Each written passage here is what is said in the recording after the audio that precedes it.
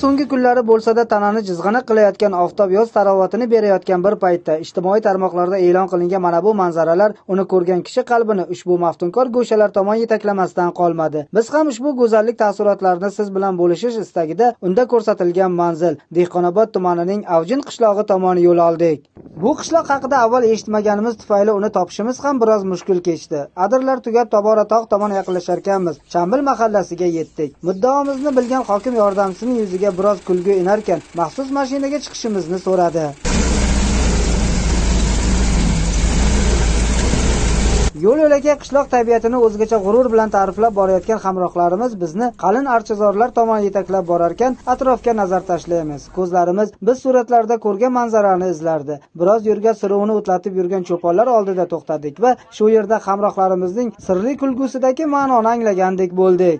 Bir yağmur kam bo'ldi, jilda obod bo'lib edi, yam-yashil bo'lib edi. O'tgan yil mayda yağmur zo'r bo'lib edi. Shu uchun hamma narsa obod bo'lib edi.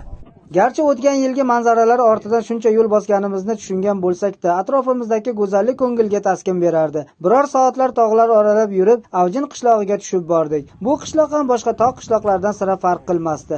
Faqatgina qishloqda birorta oilaviy ajrimlar bo'lmasligi, jinoyatchilik va huquqbuzarliklardan xoli qishloq ekanligi haqidagi ma'lumotlar e'tiborimizni o'ziga tortdi. Shu imkoniyatimizni boricha bitta ro'zg'orni ajratishga qo'ymas edik. Tushunmaganlar bo'ladi endi, tushunmovchilik bo'ladi. Yoshlik. Qaynadan bo'ladi yo kelinlar yoshlik qiladi. Shularni qaysi yo'li bilan bo'lsin, biz shularni yarashtirganmiz. Qishloqda momo meros gilamchilik hunari hamon ardoqlab kelinar ekan. Biror xotin-qiz yo'qki, bu hunarni bilmasa, deydi suhbatdoshlarimiz. Ikki uyda biriga hojilar bor. Prezidentimizni duo qilib o'tiramiz. Bizga nima kamchilik bor? Nimadan nolaydi? Yoshlarimiz o'qiyman desa, mana sharoit yaratib beramiz. O'qisin borib.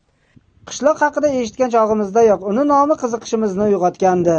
Boshi Avjin bo'lmagan bo'l, Gavjim bo'lgan, Gavjim dara bo'lgan. Bosh bog'imiz, Xarat bog'imiz huzur to'raligida 4 yashar ho'kizning jog'ini ayirib, musobaqadan o'tgandan keyin huzur to'raligi tilatlang deganda, menga shu Gavjim darani ber deganda, asta-asta Gavjim dara borib Avjinga aylanib ketgan, Avjin bo'lib ketgan. Garchi qizg'aldoqqa to'la adirlarni ko'rmagan bo'lsak-da, qishloqning oddiy odamlari bilan bo'lgan suhbatlarimiz, ularning turmush tarzi bilan tanishish jarayonlari vaqtimizning behuda o'tmasligini ta'minladi. 32,5 million kredit olib, mana shu bog'ni yaratdik. 400 dan oshiq daraxtim bor. Mana shu oldin ekilgan, ketma-ket ekilgan, mana hosilga kirib qolgan. Nasib bo'lsa, mana shu 300 tubi hosilga kirgan. Bundan bir 7-8 tonna, 9 tonnaga yaqin hosil kutyapmiz. Bizning qishloq odamlar haqida eshitganlarimiz shunchaki gaplar emasdi, chunki bugun ular ham tomorqachilikni, oilaviy tadbirkorlikni rivojlantirish borasida astoydil harakat qilishmoqda, deydi hokim yordamchisi. Asosiy driverimiz chorvachilik, qo'shimcha ravishda qishloq xo'jalik mahsulotlari yetishtirish, issiqxona, bog'dorchilik, yana kavrakchilik nimalarni loyihalarini qo'shib ketyapmiz. Bironta ham shu joriy yilda jinoyatchilik bo'lmagan. Holi hudud hisoblanadi. Yashilda ajrim ham yo'q. Shu kecha kunduzda bironta 2025-yilda joriy yilda.